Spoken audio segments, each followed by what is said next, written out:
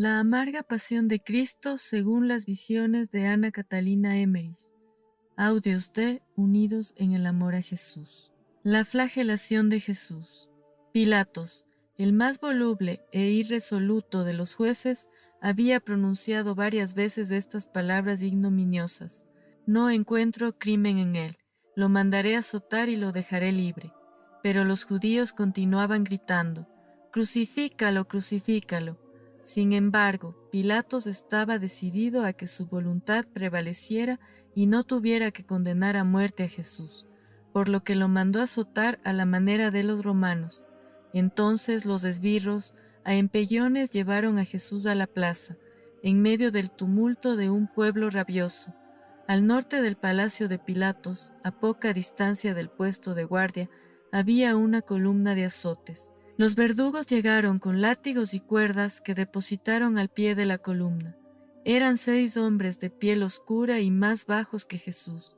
Llevaban un cinto alrededor del cuerpo y el pecho cubierto de una especie de piel, los brazos desnudos. Eran malhechores de la frontera de Egipto, condenados por sus crímenes a trabajar en los canales y en los edificios públicos, y los más perversos de ellos ejercían de verdugos en el pretorio. Estos hombres habían ya atado a esta misma columna y azotado hasta la muerte a algunos pobres condenados. Parecían bestias o demonios y estaban medio borrachos. Golpearon a nuestro Señor con sus puños y lo arrastraron con las cuerdas a pesar de que él se dejaba conducir sin resistencia. Una vez en la columna lo ataron brutalmente a ella. Esta columna estaba aislada y no servía de apoyo a ningún edificio. No era muy elevada, pues un hombre alto extendiendo el brazo hubiera podido tocar su parte superior. A media altura había insertados anillos y ganchos. No se puede describir la crueldad con que esos perros furiosos se comportaron con Jesús. Le arrancaron los vestidos burlescos con los que lo había hecho ataviar Herodes, y casi lo tiraron al suelo. Jesús temblaba y se estremecía delante de la columna. Se acabó de quitar él mismo las vestiduras con sus manos hinchadas y ensangrentadas. Mientras lo trataban de aquella manera, él no dejó de rezar, y volvió un instante la cabeza hacia su madre, que estaba rota de dolor en una esquina cercana a la plaza, y que cayó sin conocimiento en los brazos de las santas mujeres que la rodeaban. Jesús abrazó la columna. Los verdugos le ataron las manos levantadas en alto a una de las anillas de arriba y extendieron tanto sus brazos hacia arriba que sus pies, atados fuertemente a la parte inferior de la columna, apenas tocaban el suelo. El Santo de los Santos fue sujetado con violencia a la columna de los malhechores, y 2 de estos, furiosos, comenzaron a flagelar su cuerpo sagrado desde la cabeza hasta los pies. Los látigos o varas que usaron primero parecían de madera blanca y flexible, o puede ser también que fueran nervios de buey o correas de cuero duro o blando. Nuestro amado Señor, el Hijo de Dios, el Dios verdadero hecho hombre, temblaba y se retorcía como un gusano bajo los golpes. Sus gemidos suaves y claros se oían como una oración en medio del ruido de los golpes. De cuando en cuando los gritos del pueblo y de los fariseos llegaban como una ruidosa tempestad y cubrían sus quejidos llenos de dolor y de plegarias. Gritaban: «¡Mátalo! ¡Crucifícalo!». Pues Pilato seguía parlamentando con el pueblo, y antes de que él hablara, una trompeta sonaba en medio del tumulto para pedir silencio. Entonces se oía de nuevo el ruido de los azotes, los quejidos de Jesús, las imprecaciones de los verdugos y el balido de los corderos pascuales que eran lavados en la piscina de las ovejas. Ese balido era un sonido conmovedor. En esos momentos eran las únicas voces que se unían a los quejidos de Jesús. El pueblo judío se mantenía a cierta distancia de la columna. Los soldados romanos ocupaban diferentes puntos. Muchas personas iban y venían, silenciosas o profiriendo insultos. Unas pocas parecían conmovidas, y parecía como si rayos de luz surgidos de Jesús llegaran hasta sus corazones. Yo vi jóvenes infames, casi desnudos, que preparaban varas frescas cerca del cuerpo de guardia, otros iban a buscar varas de espino. Algunos agentes del sumo sacerdote y el consejo daban dinero a los verdugos. Les trajeron también un cántaro de una bebida espesa y roja, y de la que bebieron hasta embriagarse. Pasado un cuarto de hora, los dos verdugos que azotaban a Jesús fueron reemplazados por otros. El cuerpo del Salvador estaba cubierto de manchas negras, azules y coloradas, y su sangre corría por el suelo. Por todas partes se oían las injurias y las burlas a la inocente víctima.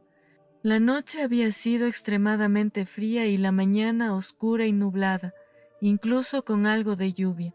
Por eso sorprendió a todo el mundo que, en un momento determinado, el día se abriera y el sol brillara con fuerza. La segunda pareja de verdugos empezó a azotar a Jesús con redoblada violencia. Usaban otro tipo de vara, eran de espino, con nudos y puntas. Sus golpes rasgaron toda la piel de Jesús. Su sangre salpicó a cierta distancia y ellos se mancharon los brazos con ella. Jesús gemía y se estremecía. Muchos extranjeros pasaron por la plaza montados sobre camellos. Se paraban un momento y quedaban inundados de horror y pena cuando la gente les explicaba lo que pasaba. Eran viajeros que habían recibido el bautismo de Juan y que habían oído los sermones de Jesús en la montaña. El tumulto y los gritos no cesaban alrededor de la casa de Pilatos. Dos nuevos verdugos sustituyeron a los últimos mencionados. Estos pegaron a Jesús con correas que tenían en las puntas unos garfios de hierro, con los cuales le arrancaban la carne a cada golpe. Ah, ¿con qué palabras podría describirse este terrible y sobrecogedor espectáculo? Sin embargo, su rabia aún no estaba satisfecha. Desataron a Jesús y lo ataron de nuevo a la columna, esta vez con la espada vuelta hacia ella. No pudiéndose sostener, le pasaron cuerdas sobre el pecho, debajo de los brazos y por debajo de las rodillas, y le ataron las manos por detrás de la columna. Su mucha sangre y la piel destrozada cubrían su desnudez. Entonces se echaron sobre él como perros furiosos. Uno de ellos le pegaba en la cara con una vara nueva. El cuerpo del Salvador era una sola llaga. Miraba a sus verdugos con los ojos arrasados de sangre y parecía que les suplicara misericordia, pero la rabia de ellos se redoblaba y los gemidos de Jesús eran cada vez más débiles. La horrible flagelación había durado 3/4 de hora sin interrupción, cuando un extranjero de la clase inferior, un pariente del ciego, Ctesifón, curado por Jesús, surgió de la multitud y se precipitó sobre la columna con una hoz en la mano y gritó indignado: «¡Basta, deteneos! No podéis azotar a este inocente hasta matarlo». Los verdugos borrachos se detuvieron sorprendidos. Él cortó rápidamente las cuerdas atadas detrás de la columna y se escondió en la multitud. Jesús cayó casi sin conocimiento al pie de la columna, sobre el suelo empapado en sangre. Los verdugos lo dejaron allí y se fueron a beber, tras haber pedido vino a los criados, y se reunieron con sus compañeros que estaban en el cuerpo de guardia, tejiendo la corona de espinas. Nuestro Señor seguía caído al pie de la columna, bañado en su propia sangre. Vi entonces a 2 o 3 mujeres públicas de aire desvergonzado acercarse a Jesús con curiosidad, cogidas de la mano. Se detuvieron un instante mirando con disgusto. En este momento el dolor de las heridas fue tan intenso que alzó la cabeza y las miró con sus ojos ensangrentados. Entonces ellas se apartaron mientras los soldados les decían palabras groseras. Con gran esfuerzo Jesús tomó el lienzo y se cubrió con él. Durante la flagelación vi muchas veces a ángeles llorando en torno a Jesús y oí su oración por nuestros pecados subiendo sin cesar hacia su Padre en medio de los golpes que le daban. Mientras estaba tendido al pie de la columna, vi a un ángel ofrecerle de beber de una vasija un brebaje luminoso que le dio fuerzas. Los soldados volvieron y le pegaron patadas y palos, obligándolo a levantarse. En cuanto estuvo en pie, no le dieron tiempo para ponerse la túnica, sino que se la echaron sobre los hombros, y con ella se limpió la sangre que le corría por la cara. Lo condujeron al sitio donde estaba sentado el consejo de los sacerdotes, que gritaron: «¡Mátalo, crucifícale!», y volvieron la cara con repugnancia. Después, Jesús fue conducido al patio interior del cuerpo de guardia, donde no había soldados, sino esclavos, esbirros y malhechores, en fin, la hez de la población. Como la muchedumbre estaba muy agitada, Pilatos mandó venir un refuerzo de la guarnición romana de la Torre Antonia. Esta tropa, en buen orden, rodeó el cuerpo de guardia. Podían hablar, reír y burlarse de Jesús, pero les estaba prohibido abandonar sus puestos. Pilatos quería mantener así controlado al pueblo. Los soldados sumaban 1000 hombres.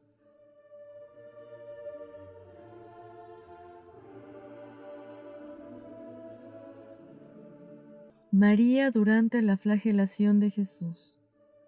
Vi a la Santísima Virgen en trance continuo durante la flagelación de nuestro Divino Redentor. Ella vio y sufrió con un amor y un dolor indecibles todo lo que sufría su Hijo. Muchas veces salían de su boca leves quejidos, y sus ojos estaban anegados en lágrimas. Estaba cubierta de un velo y tendida en los brazos de María de Elí, su hermana mayor, que era ya vieja y se parecía mucho a Ana, su madre. María de Cleofás, hija de María de Elí, estaba también con ella. Las amigas de María y de Jesús estaban temblando de dolor y de inquietud, rodeando a la Virgen y llorando a la espera de la sentencia de muerte. María llevaba un vestido largo azul parcialmente cubierto por una capa de lana blanca y un velo de un blanco amarillento. Magdalena estaba pálida y abatida por el dolor. Tenía los cabellos en desorden debajo de su velo. Cuando Jesús, después de la flagelación, cayó al pie de la columna, vi a Claudia Procla, mujer de Pilatos, enviar a la Madre de Dios grandes piezas de tela. No sé si creía que Jesús sería libertado y que su madre necesitaría esa tela para curar sus llagas, o si esta pagana compasiva sabía qué uso iba a darle la Santísima Virgen a su regalo. Habiendo vuelto en sí, María vio a su hijo, todo desgarrado, conducido por los soldados. Él se limpió los ojos llenos de sangre para mirar a su madre. Ella extendió las manos hacia él y siguió con los ojos las huellas ensangrentadas de sus pies. Habiéndose apartado la muchedumbre, María y Magdalena se acercaron al sitio en donde Jesús había sido azotado. Escondidas por las otras santas mujeres y por otras personas bien intencionadas que las rodeaban, se agacharon cerca de la columna y limpiaron por todas partes la sangre sagrada de Jesús con el lienzo que Claudia Procla había mandado. Juan estaba entonces con las santas mujeres, que eran 20, los hijos de Simeón y de Obed, el de Verónica, así como Aram y Temni, sobrinos de José de Arimatea, estaban ocupados en el templo. Eran las 9 de la mañana cuando se acabó la flagelación.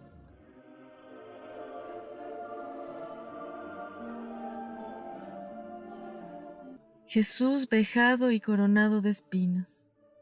Durante la flagelación de Jesús, Pilatos se dirigió muchas veces a la multitud, que una vez le gritó: «Debe morir, aunque debamos morir también nosotros».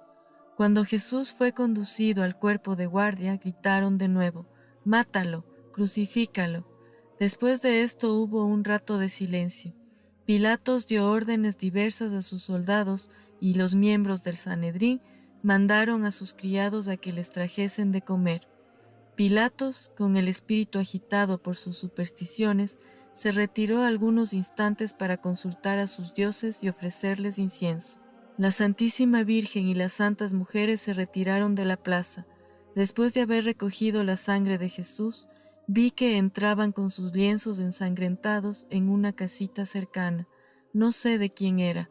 La coronación de espinas se llevó a cabo en el patio interior del cuerpo de guardia. Había allí 50 miserables, criados, carceleros, esbirros y esclavos, y otros de la misma calaña. La muchedumbre permanecía alrededor del edificio, pero pronto fueron apartados de allí por los 1000 soldados romanos.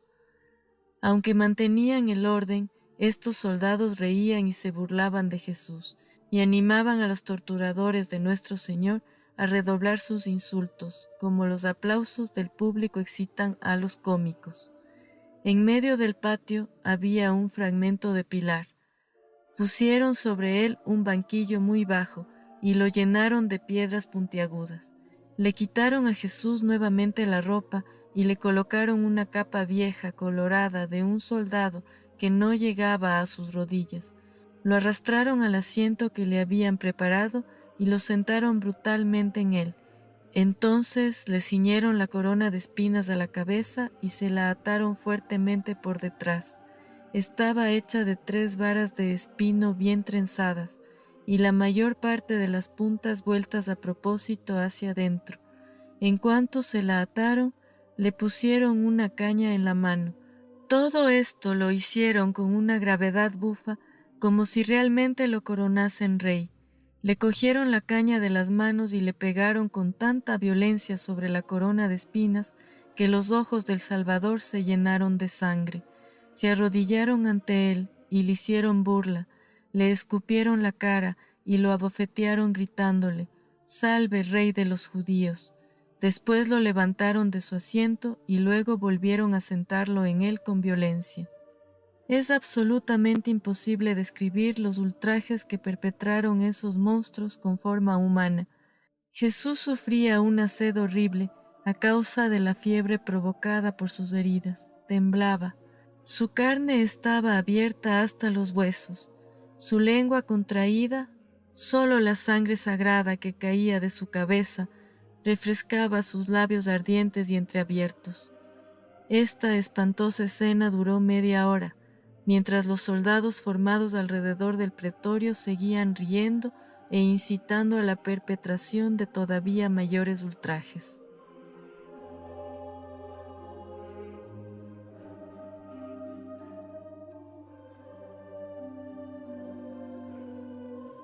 Ecce homo. Jesús, cubierto con la capa colorada, con la corona de espinas sobre la cabeza y el cetro de caña entre las manos atadas, fue conducido de nuevo al palacio de Pilatos.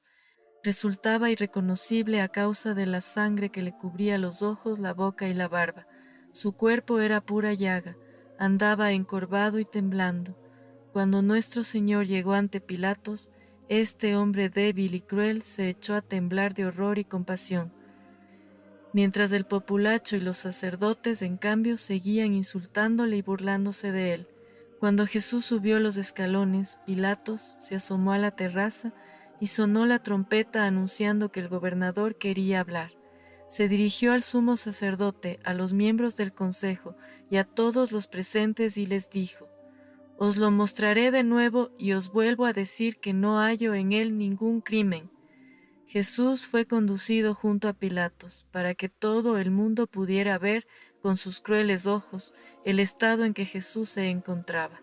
Era un espectáculo terrible y lastimoso, y una exclamación de horror recorrió la multitud, seguida de un profundo silencio cuando él levantó su herida cabeza coronada de espinas y paseó su exhausta mirada sobre la excitada muchedumbre. Señalándolo con el dedo, Pilatos exclamó: «Ecce homo, he aquí el hombre». Los sacerdotes y sus adeptos gritaron llenos de furia: «¡Mátalo, crucifícalo!». «¿Todavía no os basta?», dijo Pilatos. «El castigo que ha recibido le habrá quitado las ganas de ser rey».